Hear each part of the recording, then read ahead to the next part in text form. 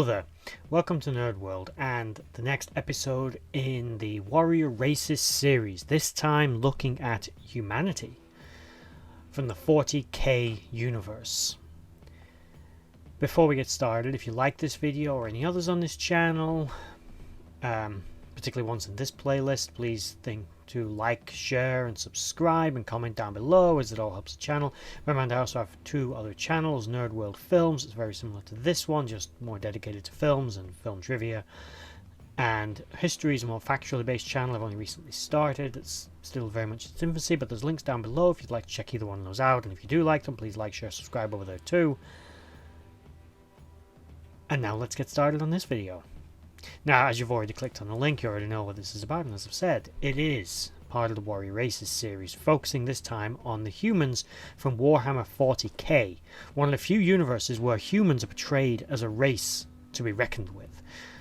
The warriors of humanity in that universe are amongst the most powerful and adept in the entire galaxy, and some of the most numerous and dangerous, savage and brutal, although they may not see themselves as such. The humans of the 40k universe have had a long history, and they've suffered for it. Everything from the Dark Age of technology, which is a period of their history they don't really remember, when their society was seemingly more harmonious, maybe not more peaceful, but certainly much more harmonious and more enlightened and technologically more sophisticated, to the more corrupt and brutal society that they have become by the 41st millennium.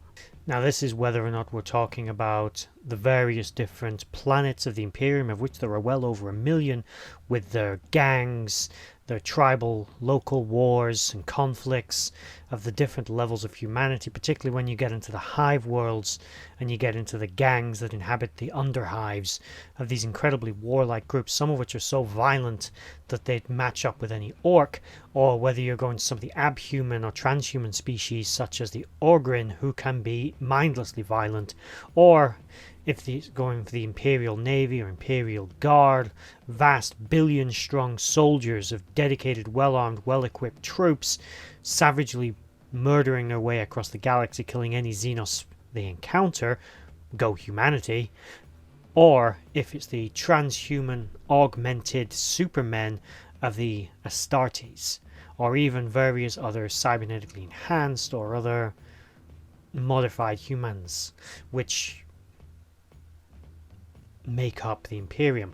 Or if we're talking about the fallen, the ones who have fallen to the corruption of chaos and now serve them, the various Astartes or regular humans that serve the chaos gods and form chaos war bands, or if it's humans that have defected to serve the Tau, or if it's just some independent planet, they're all fighting for their own power and their position within the universe, and they all have the single belief that they are right and humanity first must wipe out all other Xenos. Some of the more extreme elements of their society go so far as to believe that the human race will only be safe when all non-human sentient races in the galaxy are completely wiped out, obliterated from existence once and for all. Others seek to find a more balanced approach, but retain all humanity from a position of strength all the time in dealing with these races. One species humans often have a lot of issues with would be the Tau Empire, a civilization which in many ways humans fear, but not because humans are afraid of them because of they think the Tau are powerful or dangerous, but they're simply concerned about how quickly the Tau have developed technologically.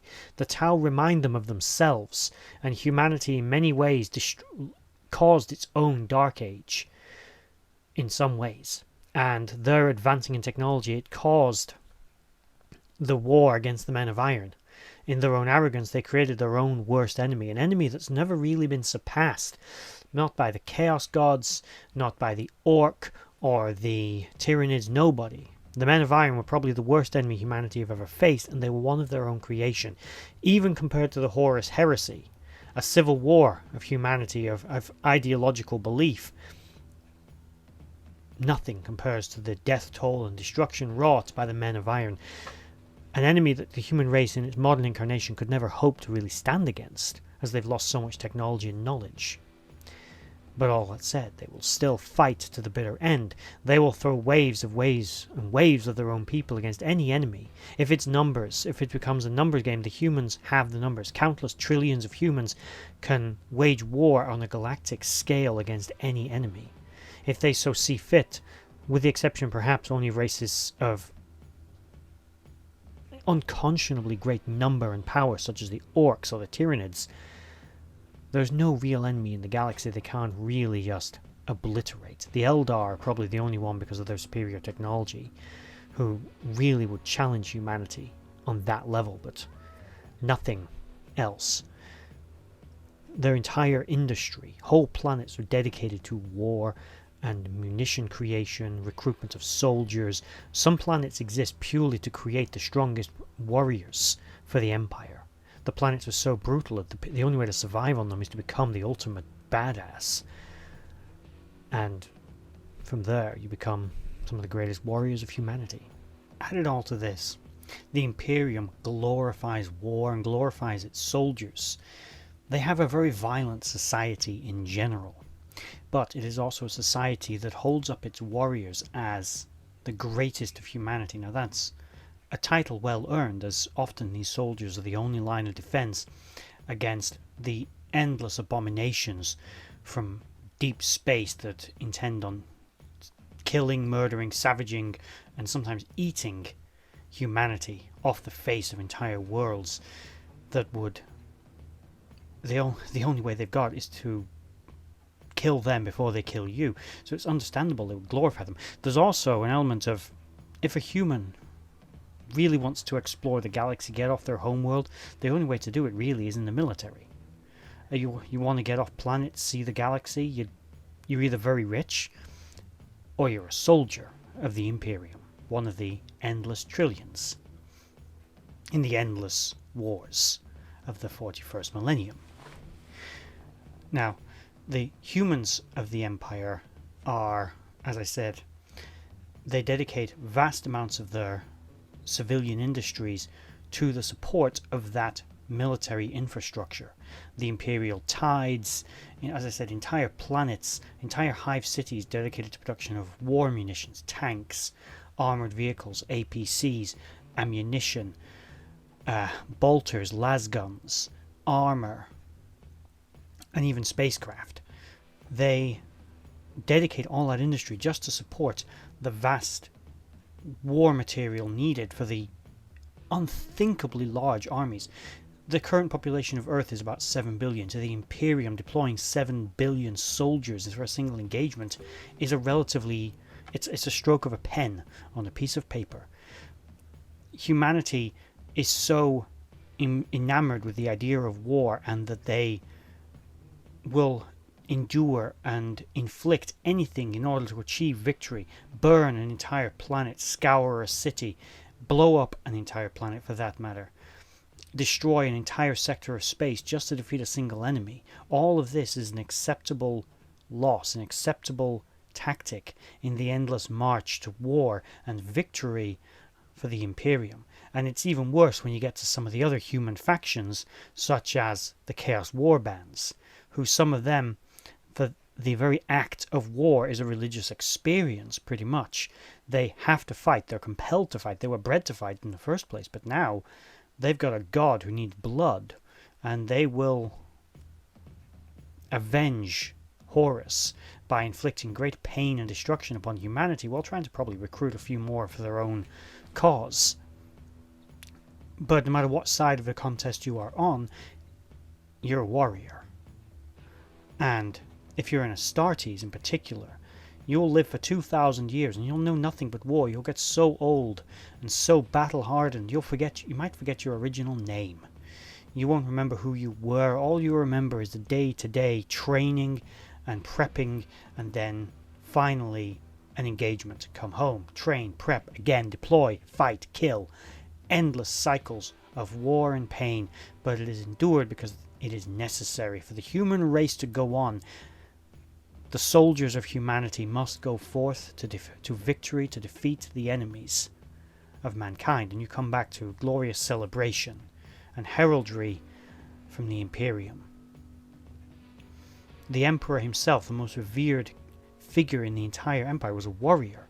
He was a warrior emperor, a conqueror, embarking on a great crusade to reunify the human race and protect it from the Xenos and the alien and any other threats to a regime that endorses war as a religion, pretty much.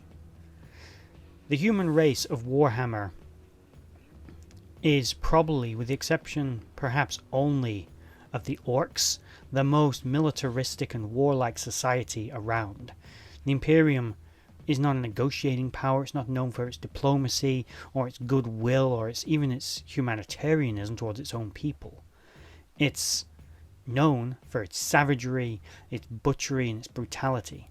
They take every conflict as a total war, and no one is safe from their wrath if you dare to violate their territory.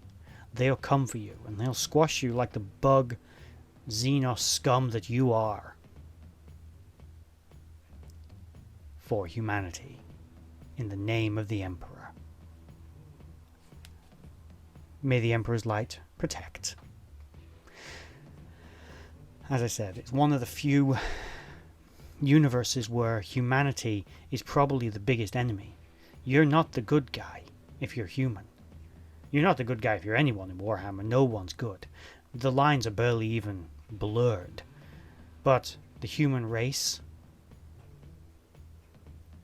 the Xenos, are taught to fear them. Except for the orcs. They're taught to like to fight them. But there you have it, the human race. Warriors of the galaxy. Not peacekeepers or groundskeepers of the galaxy. Conquerors, destroyers, and flayers of the galaxy.